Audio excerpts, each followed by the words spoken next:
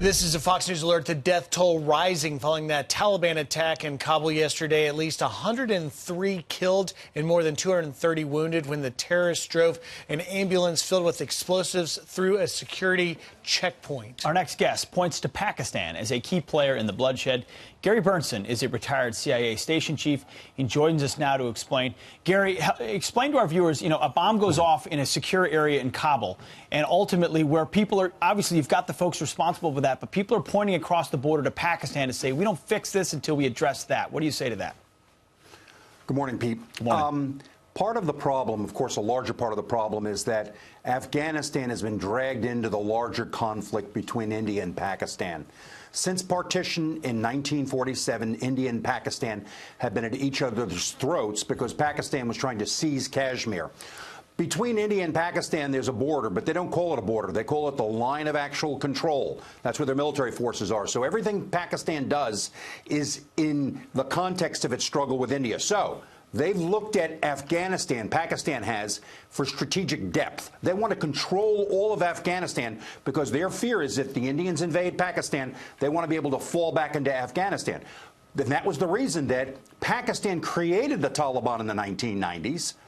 And at one point, the Pakistanis even thought about storing nuclear weapons in Afghanistan. How's that for crazy?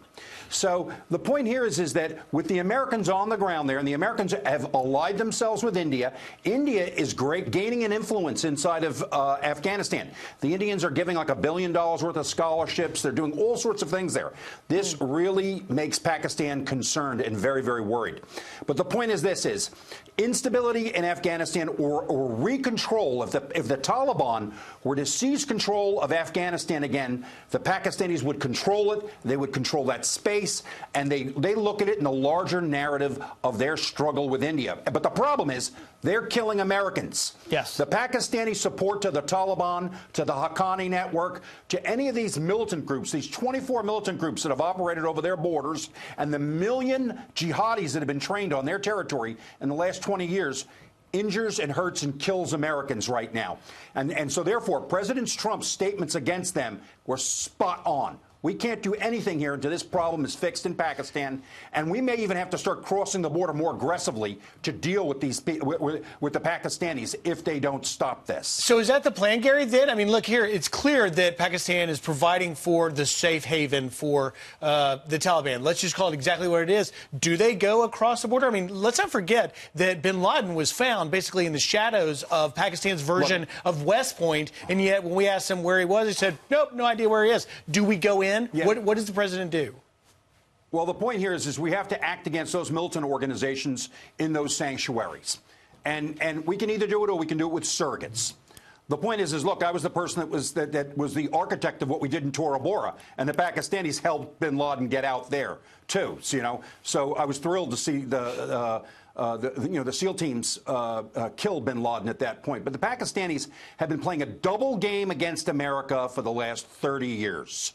And so, therefore, we need to cut them off politically, cut them off economically. We need to put significant pressure on them. And they have been significant sponsors of jihadist terrorism for the last 30 years, and President Trump is calling them to account. But the Pakistanis, they won't say it publicly. They'll say, oh, they think that they're like Elliot Ness, that they're fighting terrorism. They're fighting these people on their territory, and they have put some pressure on them. But look, they could turn over Siraj Haqqani to us tomorrow.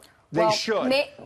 Maybe if the president continues the pressure, we will get him back, and we should. Thank you for giving us a lot of insight in this. A lot of people don't know all the background, and you really were pretty amazing in explaining it to us. Thank you so much, Gary.